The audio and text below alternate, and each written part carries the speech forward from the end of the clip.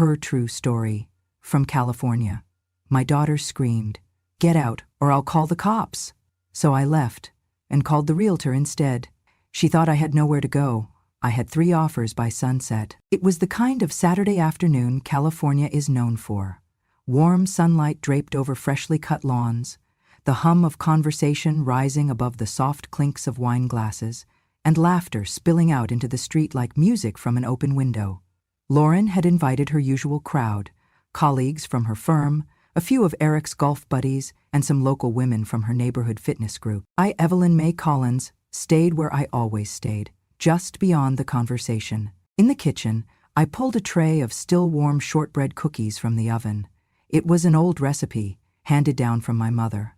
I arranged them neatly, wiped my hands on my apron, and carried them out to the patio with the same careful grace I had learned as a young bride. The backyard was buzzing with chatter. Lauren stood at the center, cocktail in hand, laughing too loud, gesturing too wide. Her blonde bob swayed with every word. I caught Eric's eye as I stepped outside.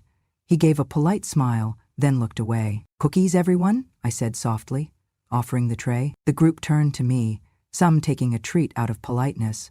One woman bit in and murmured, "Ma'am." That's when Lauren chuckled. "Oh, she just kind of stays here," she said, gesturing toward me with a wave as if I were a fixture, like a parasite. The laughter that followed wasn't cruel, just uncomfortable, nervous, but it still landed like a slap. I didn't say anything. I just stood there, holding that tray, pretending my hands weren't shaking. I looked down. Eric avoided my gaze. No one corrected her. No one asked her to stop. I turned, went back into the house, and placed the tray on the counter. I spent the rest of the evening in silence, collecting empty glasses, scraping plates, rinsing dishes no one would thank me for washing. By the time the last guest left and Lauren's heels clicked upstairs, I was wiping the granite countertop until it shone.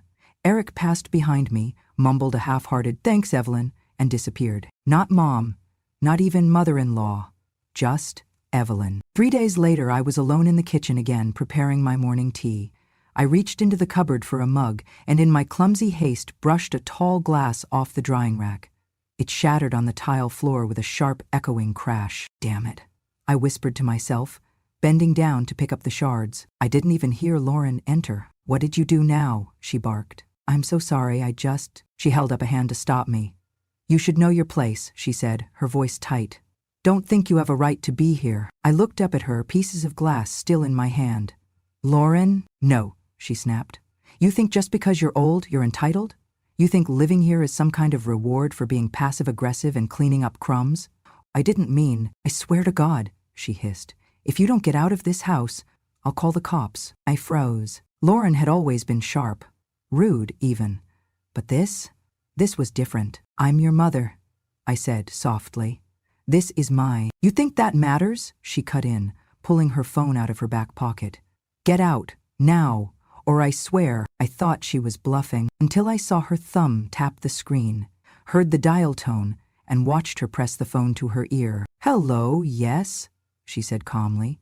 "I need to file a trespassing report." I didn't hear the rest. I walked past her, out the back door, into the garden where my rosemary and daisies still bloomed. I stood among them, my breath shallow. The sun suddenly too bright. This garden had been mine. The soil under my nails, the seeds I planted, the afternoons I spent pruning with care and hope. It was the only place in this house that still felt like me. And yet even here, her voice reached me, sharp and certain, speaking to someone on the other end of the line. She was really doing it. She was calling the police. In that moment, standing barefoot on the back patio, surrounded by everything I had grown, I understood something I hadn't wanted to face for months, maybe even years. Lauren didn't see me as a mother. Not anymore. She saw me as an obstacle, an embarrassment, a burden to be removed. And for the first time since Paul died, I didn't feel old. I didn't feel tired. I felt awake, cold and awake. This wasn't my home anymore, but it was still my house. And now, for the first time in a long time, I was going to act like it. It was the spring of 1983 when Paul and I first stepped into the old Victorian fixer-upper, nestled on a quiet street in a sleepy California suburb. The paint was peeling, the floors creaked with every step, and the kitchen tiles looked like they hadn't been touched since the 1950s, but to us, it was a castle. We had been married 16 years by then. 16 years of clocking in early, clocking out late, saving every dime. We didn't honeymoon in Paris. We honeymooned in a borrowed cabin upstate, cooked canned chili on a portable stove, and drank hot cocoa under one blanket. That was our style. No extravagance, just effort. Paul ran his hand across the banister that day and grinned like a man seeing his future take shape. "It's got good bones," he said.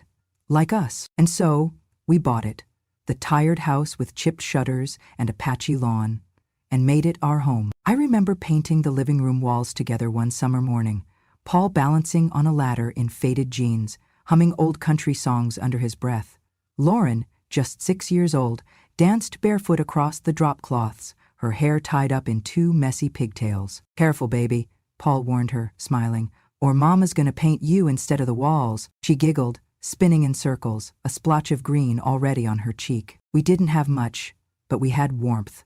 Dinners on the front porch, homemade Halloween costumes, hand-sewn curtains, a backyard garden that was more weeds than vegetables, but mine all the same. That house watched us become a family. It watched me cry when Paul got laid off, then cheer when he found a job fixing HVAC units.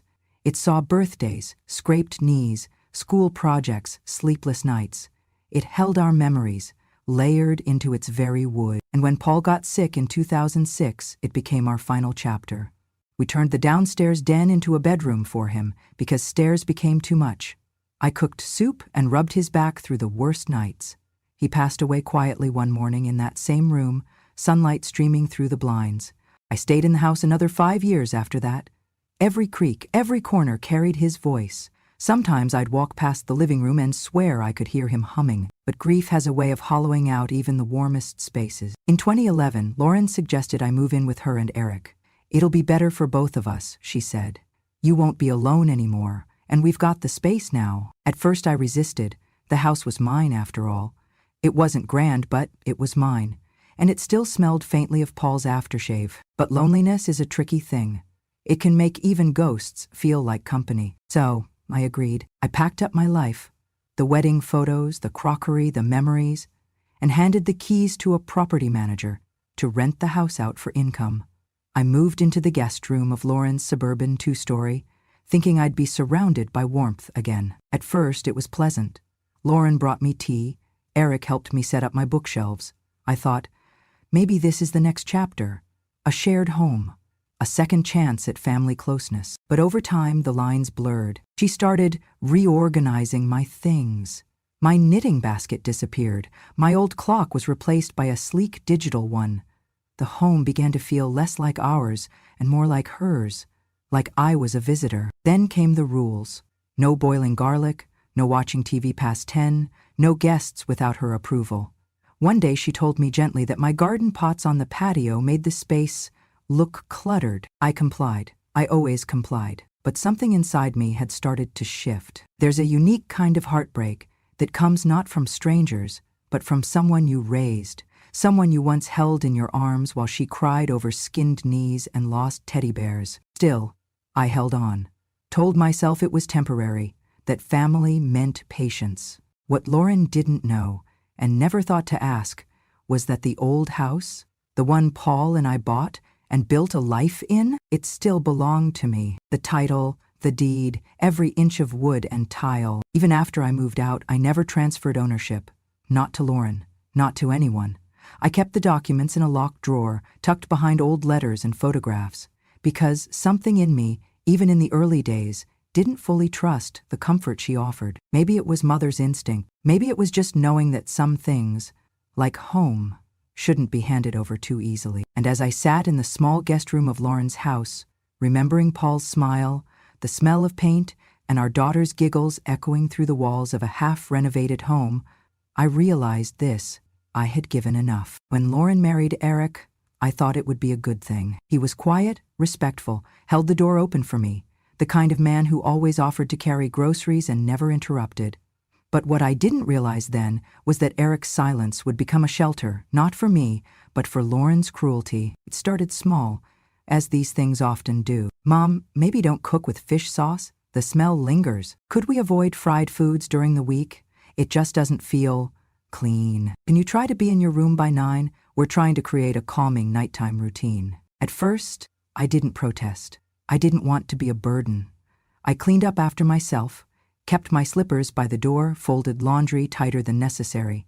Then it was no guests, no music unless with headphones, no drying laundry outside, no buying more plants.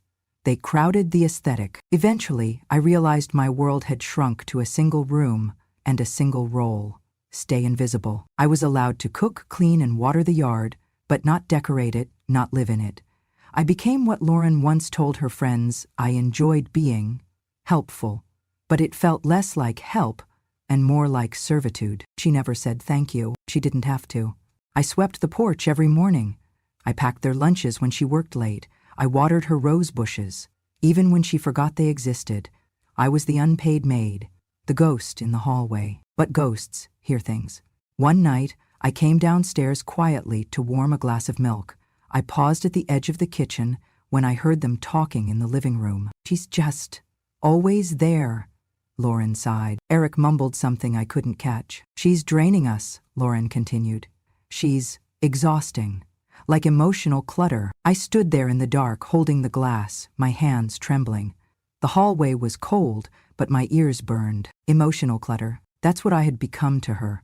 Not a mother, not a widow trying to find peace in the only family she had left, but a pile of dusty junk in the corner. I backed away before they saw me and sat alone in my room for hours, the milk long forgotten. But I didn't say anything. Not the next morning, not the one after. That's the thing about silence. It isn't weakness, it's a ledger, and I was taking notes. Lauren didn't yell often. She preferred the slow drip of disdain, but one evening she slipped. We were having dinner with 2 of Eric's friends, business types, the kind who call themselves investors but don't seem to invest in anything but cigars and sports cars. The table was set neatly. I had spent the day preparing roast chicken, mashed potatoes, and green beans. Everything from scratch. It smelled like a memory from better years. Midway through dinner, one of the men joked, "This chicken's amazing. Lauren, did you cook it?" Lauren laughed without missing a beat. "Oh God, no.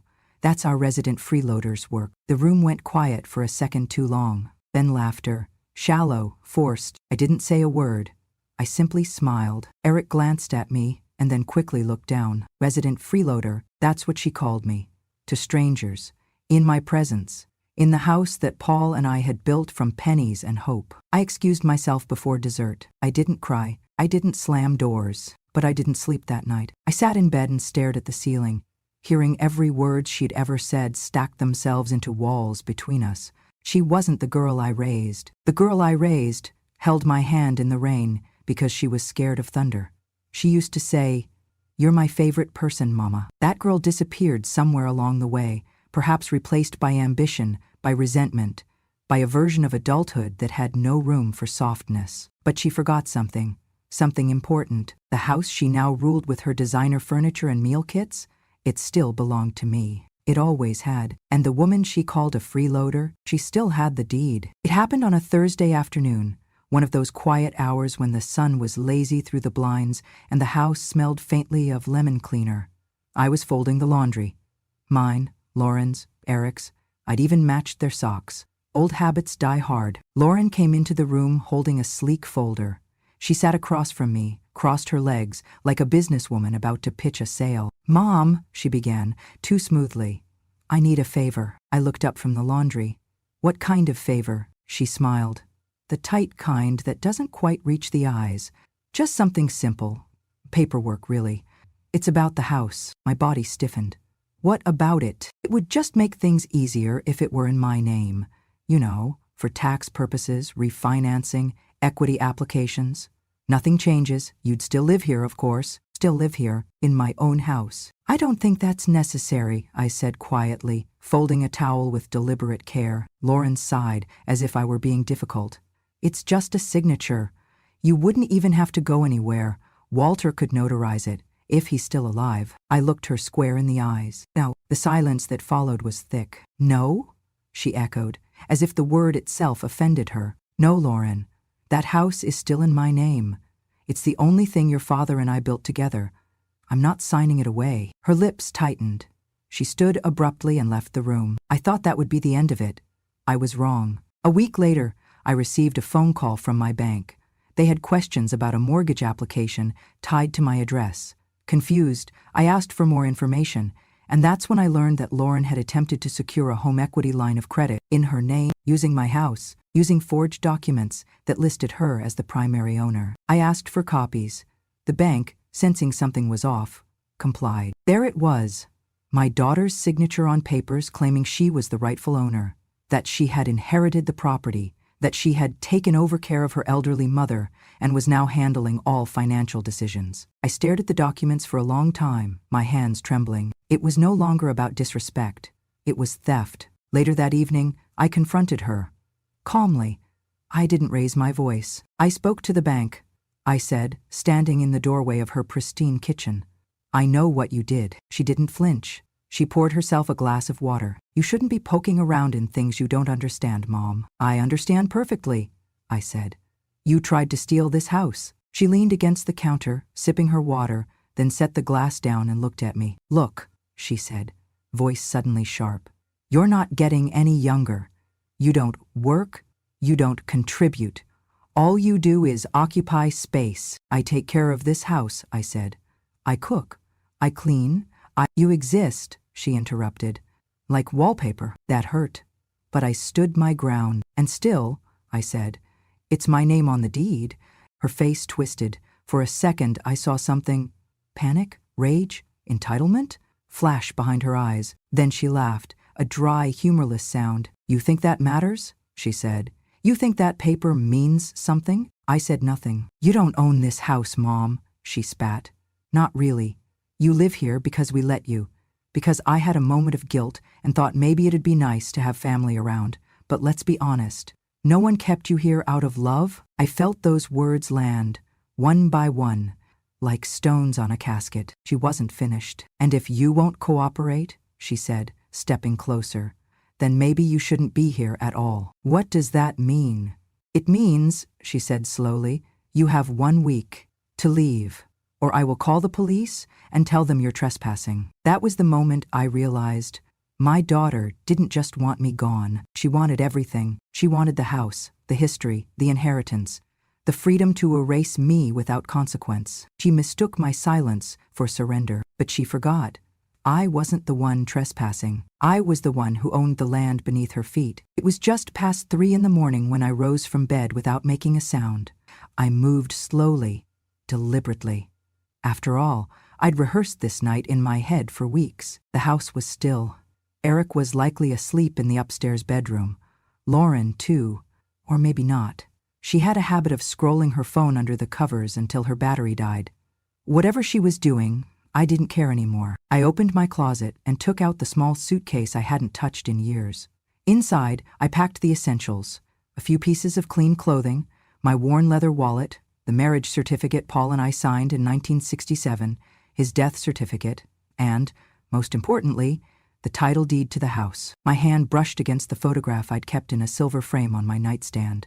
Paul in his wedding suit, grinning like a boy, and me in that cream-colored dress Mama helped me sew. I tucked it into the case, folded in cloth as carefully as if it were glass. Then I sat at my little desk and wrote a note. It wasn't long.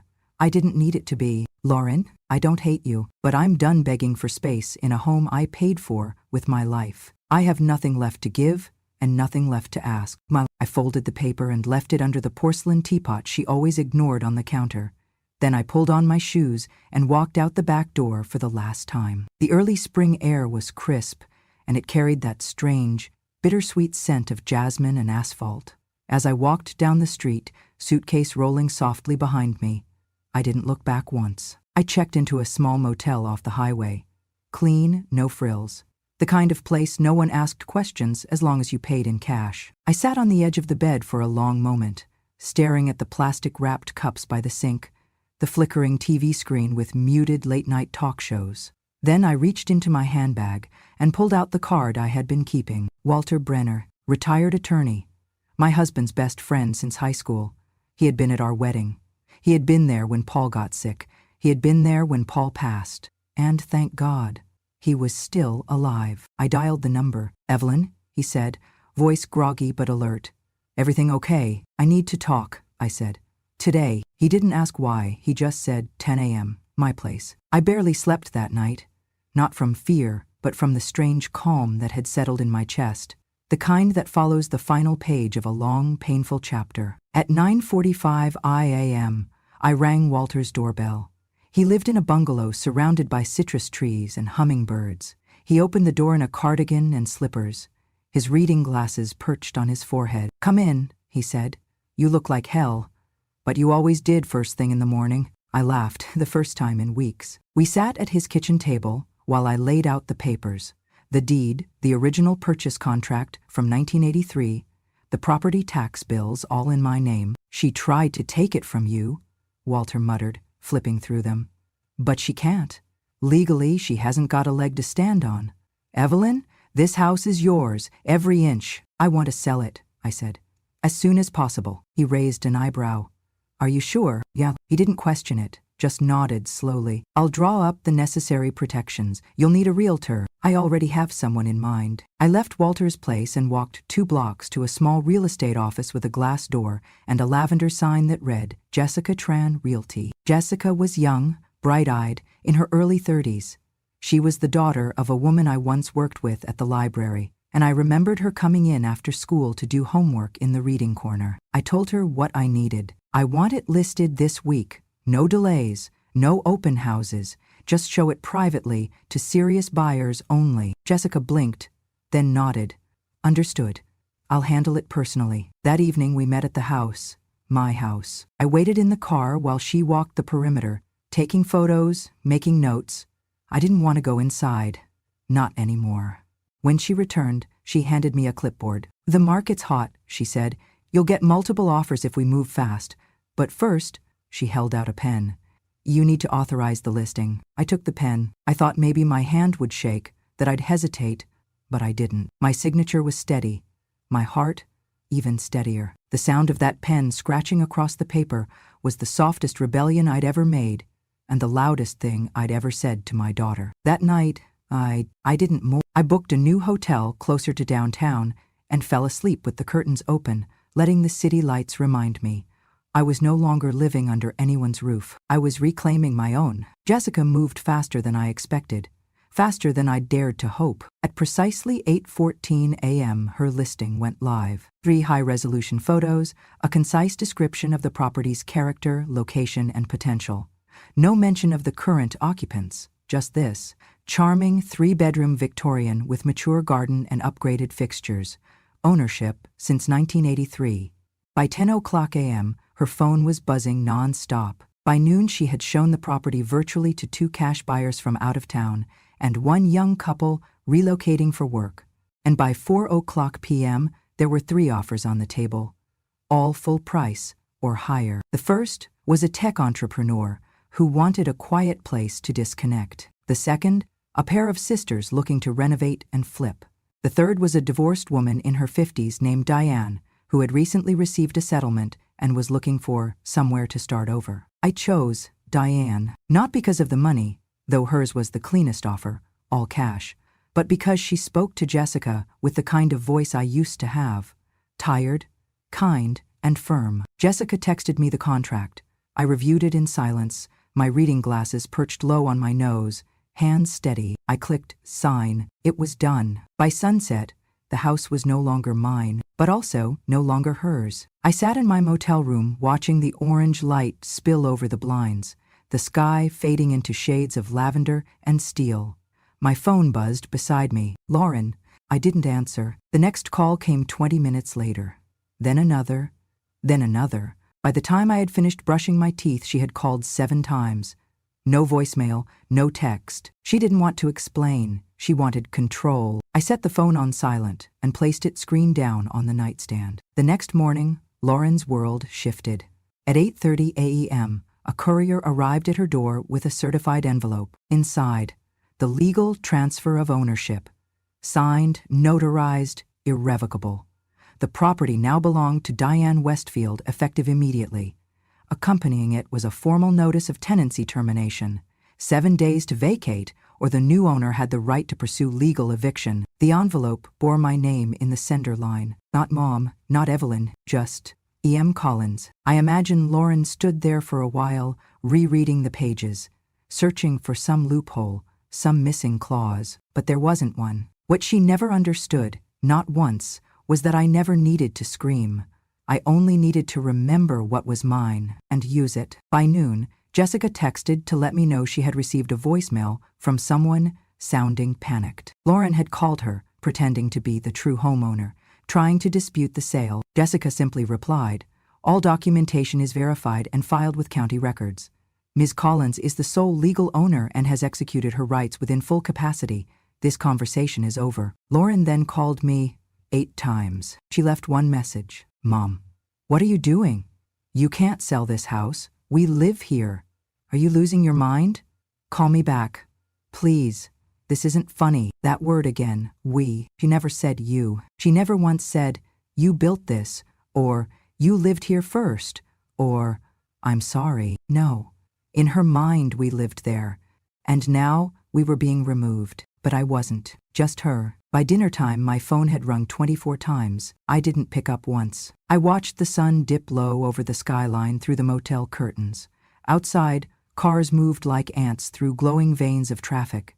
Inside, I sipped the same kind of tea Paul used to make me during stormy nights. Lauren didn't leave a second voicemail. She knew by then I wasn't bluffing, and I wasn't coming back. It didn't take long for the neighbors to notice. By midweek, the whispers began. Cars slowed a little when passing the front of the house. Lawn sprinklers hissed into silence, just long enough for someone behind the hedges to mutter, "Is that the daughter getting kicked out?" By Friday, the rumors had a rhythm. "She's getting evicted." "No, she's squatting." Can you believe it? Her mother sold the house without saying a word. I thought that place was in the family. And the worst of all, the one that echoed long after doors closed. Imagine being thrown out of your mother's house? Can't even imagine. Or heard them. She stepped outside that morning with her sunglasses on, a too bright lipstick, and her chin held unnaturally high. But the plastic bags under her eyes and the tension in her jaw betrayed the truth. She packed slowly, hoping someone, anyone, would intervene. That I'd appear with a change of heart. That some miracle would undo the very thing she'd spent years daring me to do. But no miracle came. Just silence. And a moving truck she had to pay for herself. When she finally wheeled her suitcases down the porch steps, 2 expensive Samsonites packed to the brim, she clutched her phone like a lifeline. It buzzed every few minutes with spam, updates, unknown numbers. But not from me, not once. She called again, and again, and again. I didn't pick up. Not because I was cruel, but because I had already said everything I needed to say. She had never heard me before. She'd only ever talked at me. And now, my silence was the loudest message I could send. Eric didn't help her carry a thing. He stood by the car, arms crossed, eyes distant. When she tried to hand him one of the bags, he stepped back. "I'm going to my mother's," he said flatly. "I didn't know you went that far." Lauren blinked. "Eric!" He didn't wait for her to finish.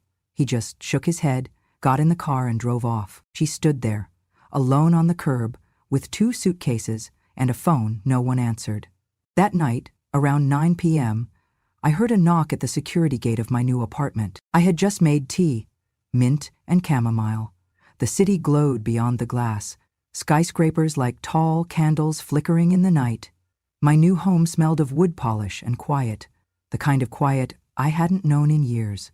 I checked the monitor. Lauren, her makeup was smudged. She wasn't wearing sunglasses this time. Her eyes were red and puffy. She buzzed again. Then she knelt down, in the middle of the sidewalk, outside the gate. She didn't say anything at first, just looked up at the camera, her lips parted, trembling. And finally, she spoke. "Mom, I'm sorry. I didn't move. Please," she whispered. "Just let me in, just for a little while. I have nowhere to go." The intercom was silent. She placed her palms together, like she had when she was 5, praying for a new bike. Like that would work again. "Please, Mom?" I watched for a moment longer. Then I stood, walked to the window, and pulled the curtain closed. I didn't do it with anger, just certainty. She had taught me a lesson I never wanted to learn. that even the ones you love most can cross a line, and sometimes you don't go back. My new apartment was on the 24th floor, nestled in the heart of the city, far above the noise, but close enough to see it all. From my window, I watched the skyline breathe. Neon signs blinked, taxi horns sang. Buildings stood like old friends, arms crossed against the wind. It wasn't grand, but it was mine, fully paid for with the sale of the house. The first thing I did was set up a small herb garden on the balcony. Just mint, mostly. Paul used to love the smell. I'd crush a leaf between my fingers some mornings and let the aroma drift over my coffee. Peaceful. The apartment was quiet in the best way. Not silent like fear, quiet like rest. One evening, I brewed a cup of mint tea, pulled my shawl around my shoulders, and stood at the window as dusk folded the city into soft shades of lavender and ink. That's when the phone buzzed. Lauren, her name lit up the screen. Again, I watched it ring. Once, I didn't pick up. I turned the phone face down on the table. 10 minutes later, the intercom buzzed. I glanced at the camera. She was there again, her coat too thin for the night air, her hair disheveled. She clutched a duffel bag and stood beneath the streetlight like someone who had run out of time. "Mom," she said into the speaker, voice cracking. "Please, let me stay. Just for a while. Just until I figure things out." I didn't answer right away. I watched her shift from foot to foot, cold and exposed. She had burned every bridge, thinking she'd never need to cross them again. I stepped out onto the balcony. She looked up and saw me, her face lighting up with hope, the kind that makes you wish you didn't have to be the one to extinguish it. I said nothing for a long while, just looked at her. And then, softly, with the same calm she once mistook for weakness, I said, "Don't ever think you can trick an old woman, especially your own mother, twice. No one bathes in the same river twice." Her eyes widened and then fell. She nodded once, as if she finally understood.